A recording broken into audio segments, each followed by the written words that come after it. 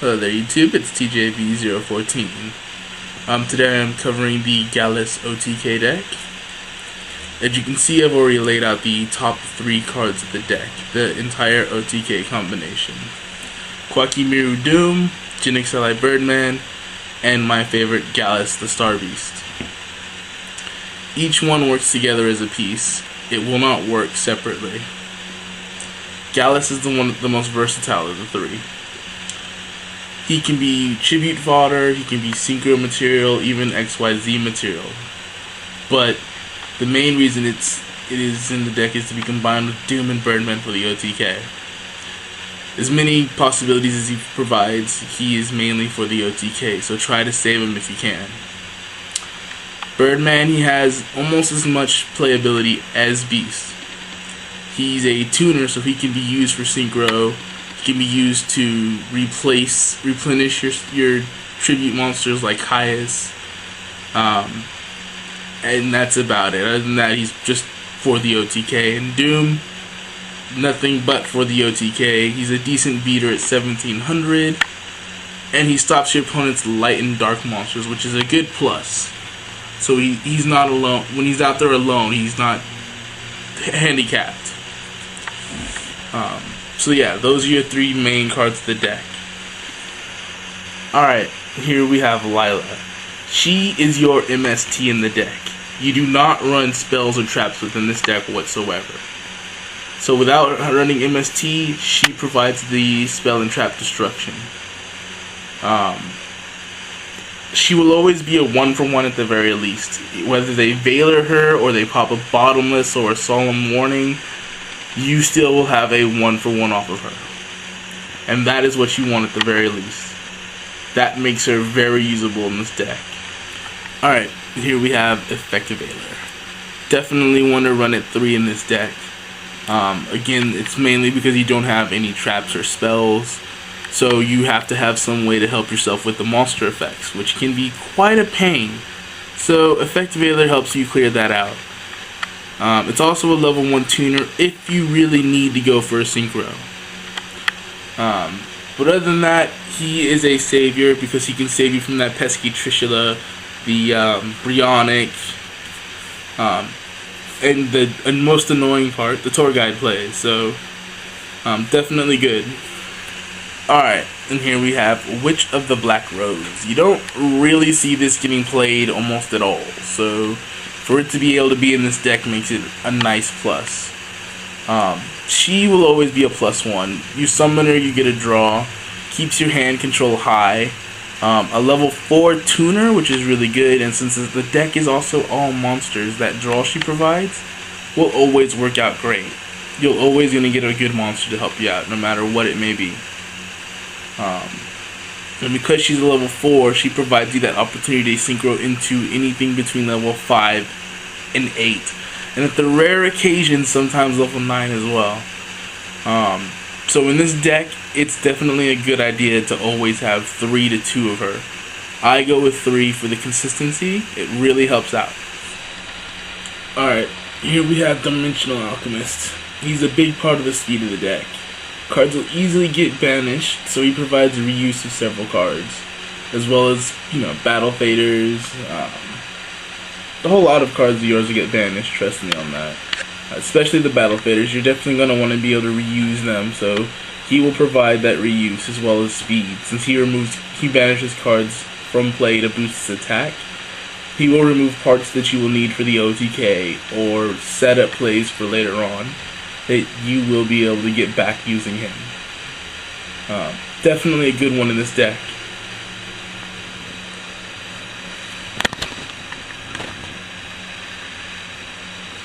Here we have Tour Guide of the Underworld.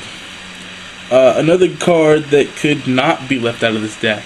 She provides your Levier plays, the Leviathan, number 17, and number 20. I've been looking at that card. It's pretty good so far. But main point is the Levier plays. That will help you out a lot. Since you do get a lot of things banished from play, she will allow you to grab them back and commence with other plays. Definitely good to have no matter what for this deck.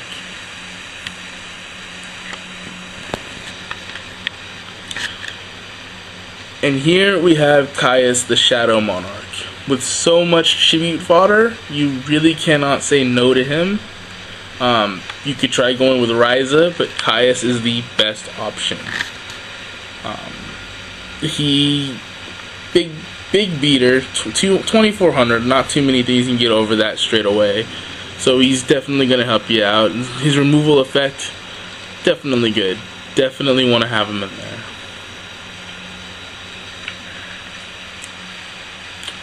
And here we have Battle Fader. Man, I love him. Saved me so many times. Again, since you have no traps, that's another reason why he will save you. You take damage like nothing. You will get beat on left and right. People will slap you. You're gonna take a lot of damage. Battle Fader will save you big games every time. And it's not like it's hard for him to be there in your hand for the save. He will always be there for you. You must run 3 Battle Fader in this deck though. That's not a question. It's not a, I think I'll try 2. No, shut up. You must run 3. Alright, as you see here we have Raiko. Definitely love him. Love him at 3. Sometimes you can go with 2. So I can agree with those people who say go with 2 sometimes. But I like him at 3. Gives you some light and darks in the grave for the BLS that you must be running, or the Chaos Sork in its place. Very helpful. He gives Lila a break since he can hit back row as well. But you're mainly going to want to hit the monsters with him, because you're going to have no Dark Hole to save you. So with Raiko, he's your monster popper. That's pretty much it for his use. Other than that, he's just your monster popper, sometimes spell and traps depending on the situation. But yeah, that's pretty much your use of Raiko.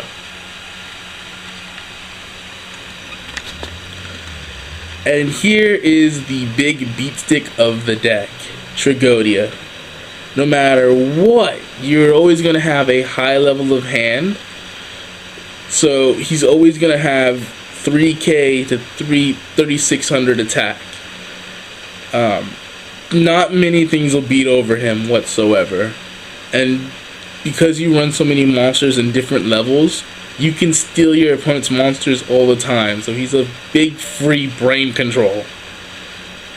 I don't always suggest going on the offensive with him right away, because you do still have to fear some level of back row. So you play him in defense off the back. You don't just throw him off and start trying to rape your opponent. Won't work. But definitely your best friend. Maybe even consider marrying this card if you run this deck. He will be one of your best cards in the deck.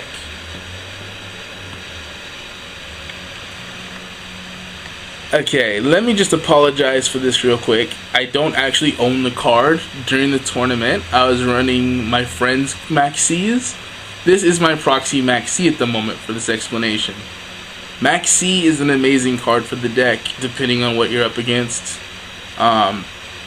If you're playing Agents, Infernity, Rabbit, anything that does a lot of special summoning, Maxi will help you out with this deck. This deck has enough speed as it is to keep up with them, but it doesn't have the defense that it would need to. So Maxi will provide you your defensive plays, and that's what you mainly need.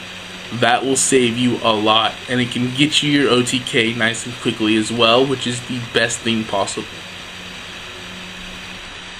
Alright, here we have Sangan. And no, I know last video I said Sangan always goes with Tour Guide. That's not the case here. Very rarely should you ever grab Sangan with Tour Guide in this deck. Sangan is a very good card, a must-have for this kind of deck, because you have your Battle Faders, the Raikos, that Dimensional Alchemist, several monsters that he can grab. Definitely one to keep within this deck, must-have.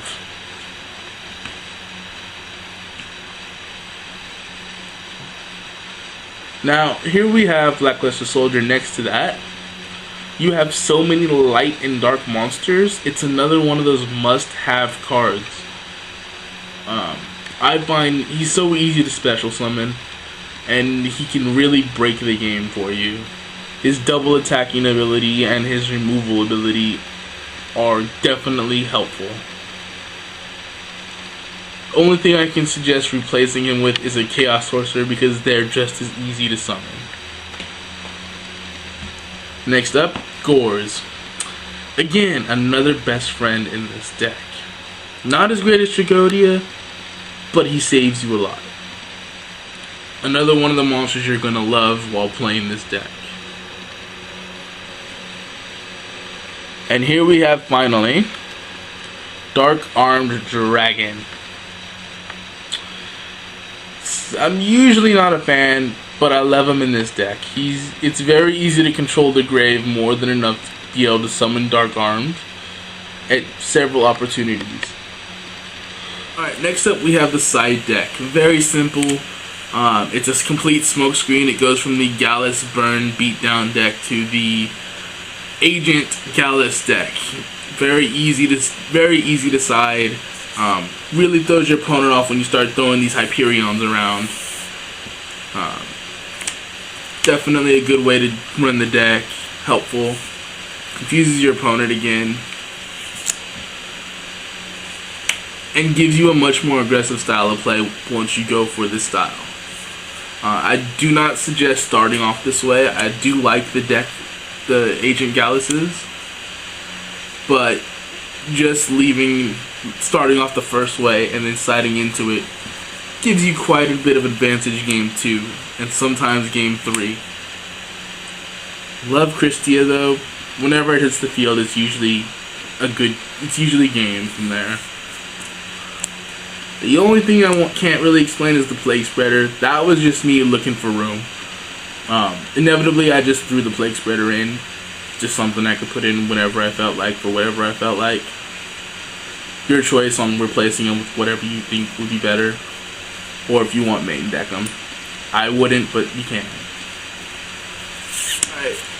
The extra deck's pretty simple. There's very few cards you need to have. One of them would be Zeman the Ape King. Only because you have the 3 Witches and the Galis. Really helps out. The fact that you can attack with them and your opponent can't change spell and traps gives you a nice advantage. So definitely one to run. Black Rose. Hands down you have to run one. Really easy to hit level 7s in here. Stardust. Again, another staple, but you must run at least one. He will save you on quite a few things. Leviers, you definitely want one at least. I run 2 because it's just good. Leviathan, number 17. Sorry, I'm just a little lazy. Didn't feel like pulling him out of my binder. But yeah, number 17, Leviathan Dragon. Utopia. Roach. If you have to go Roach or Utopia, you go Roach in this deck. Really helps out. Fairy Dragon. He helps you with that pesky Gravekeepers. I thought Gravekeepers would be an issue, but they really aren't. Brionic. Catastor. Trish. Librarian. Another way to get your draw off if you can go into them early against like plants. Helps out. Scrap Dragon and Colossal for the lulz. Alright, thank you for watching. That was the Galis OTK / Beatdown deck. Please like and subscribe to my channel. And I hope to hear some comments and feedback. Thank you.